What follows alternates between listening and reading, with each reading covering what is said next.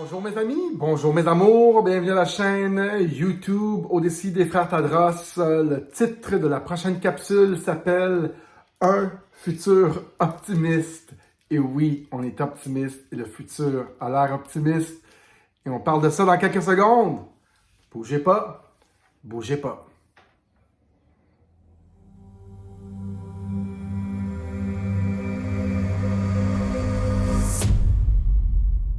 Bonjour mes amis, bonjour mes amours, j'espère que ça va bien. Bienvenue à la chaîne YouTube Odyssey des Frères Tadros, j'espère que ça va bien.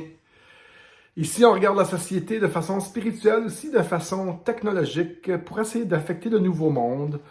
On fait un petit peu de développement personnel de ce temps-ci, de la faire plus relax, pour éviter d'avoir des strikes. On a une chaîne qui a été remonétisée, qui s'appelle Tadros Digital World Citizen. On nous voit les deux là, avec la chaîne, la grosse chaîne. Libérez-vous du système. N'hésitez pas d'aller sur cette chaîne-là, ça va nous aider à quand même recevoir un petit peu de redevance pour les gens qui visionnent nos clips. C'est très important pour notre survie. Merci d'être là. Vous écoutez Daniel Tadros. Asseyez-vous, rentrez. Prenez-vous une petite chaise, prenez-vous une petite bûche. On va jaser un petit peu aujourd'hui. Le titre de cette capsule s'appelle « Un futur optimiste » et en regardant la dernière année et demie, on va se dire « Oups, comment ça qu'on peut être si optimiste? » Je le sais pas, mais moi je suis optimiste.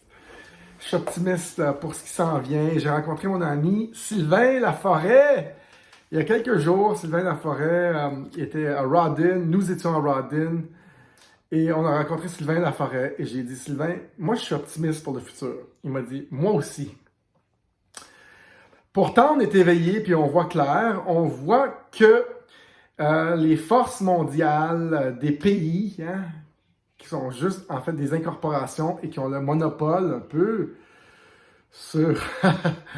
Ils ont le monopole, les pays, sur la violence, ont un pouvoir presque complet et ne servent plus vraiment leurs consommateurs, les citoyens. On voit que ça dérape. C'est dur d'être optimiste.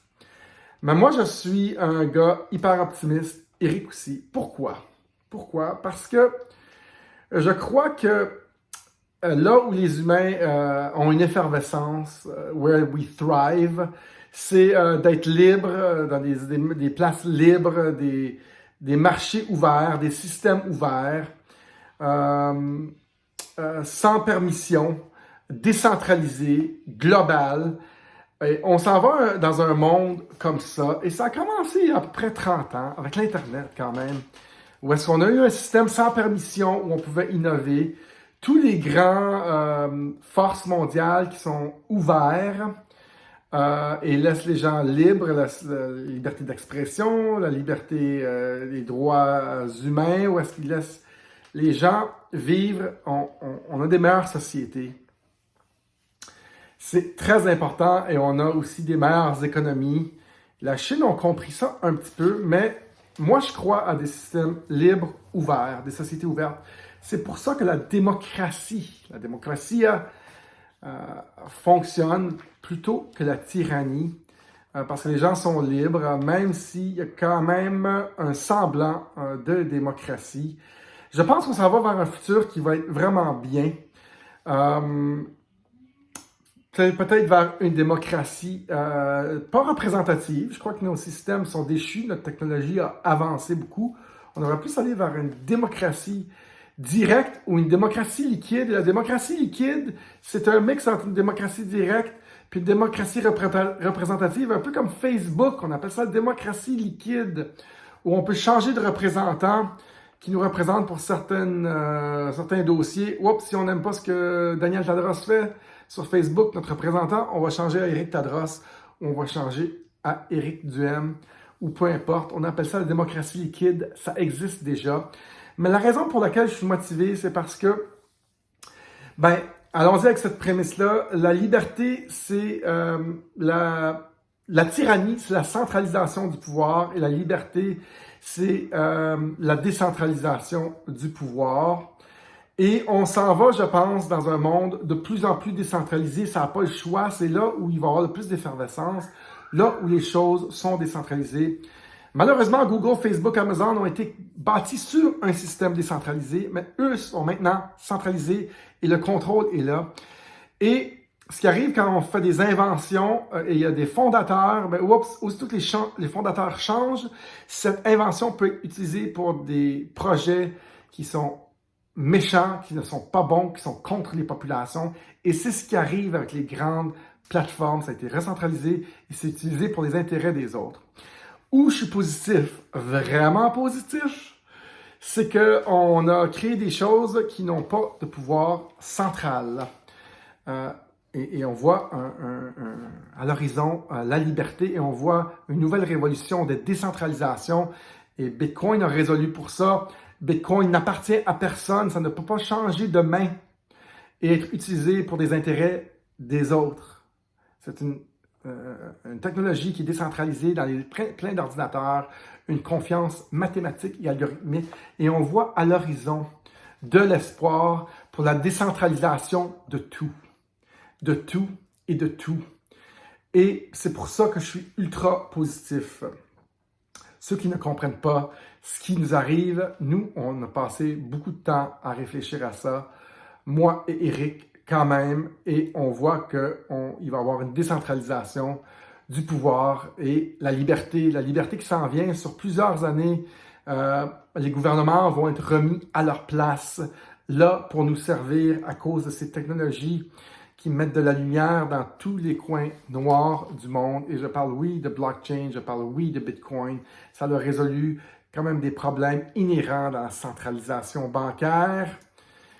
Meilleur compte d'épargne à vie sur Bitcoin depuis 12 ans, 150 à 200% par année. Tout le monde peut être riche si vous gardez un peu d'argent pendant quelques années, 8 ans, disons. Vous allez avoir 1600 fois votre retour. Mieux que l'immobilier, mieux que tout. Faites-moi confiance. Albert Einstein a déjà dit, le choix le plus important qu'on a à faire, c'est de décider si on vit dans un monde quand même gentil ou cruel. C'est un choix. Moi, j'ai décidé qu'on vit dans un monde gentil. Je vois tout le monde de façon gentille. Je vois toujours le meilleur dans tous. Je me tiens avec du monde aussi qui sont comme ça, qui font le meilleur, qui ne vont pas prendre, qui donnent. Et on voit les choses positives. Et pas juste ça. On continue à promouvoir les choses. On crée un changement. Et moi, dans le prochain bull run du Bitcoin qui a commencé à monter, je vais peut-être me retrouver avec quand même pas mal plus d'argent que j'avais au début. Et continuer à promouvoir ces idées de décentralisation, comme les premiers qui ont investi dans Bitcoin sont maintenant, ils ont beaucoup, beaucoup d'argent. C'est des milliardaires, je dirais, s'il y en avait assez. Et eux, c'est des anarcho-capitalistes libertariens qui veulent promouvoir la liberté. Oui, c'est des capitalistes, mais ils promouvoient la liberté, la décentralisation. C'est des valeurs inhérentes dans leur ADN. Et maintenant, ils ont le moyen de créer des projets, de continuer à faire ça. Et c'est pour ça qu'à l'horizon, je vois un futur optimiste. Oui, est-ce que je vous ai convaincu? Pour moi, je vois un futur optimiste. Je crois, je dirais Albert Einstein, oui, on vit dans un monde gentil, on vit dans un monde... Et si quand on a des technologies qui donnent un genre de check, on appelle ça check and balance, pour des autorités, pour la centralisation du pouvoir, mais c'est ça qui arrive. On peut maintenant se concentrer sur les bonnes choses, s'assurer qu'il n'y a pas de dérapage, que les technologies ne sont pas utilisées pour des buts négatifs, pour les intérêts de seulement une petite poignée de gens. Un futur optimiste, mesdames et messieurs. J'espère que vous avez aimé cette capsule. Il y a une façon de rester en contact, 4 façons de faire un don, si vous voulez, toujours. Merci d'être là. N'hésitez pas, si vous voulez venir à notre conférence le 17 août, écrivez-moi dans le bas, je vais faire tirer 2 billets dans cette vidéo. Salut tout le monde, merci d'avoir été là. Un futur très optimiste. Bye bye.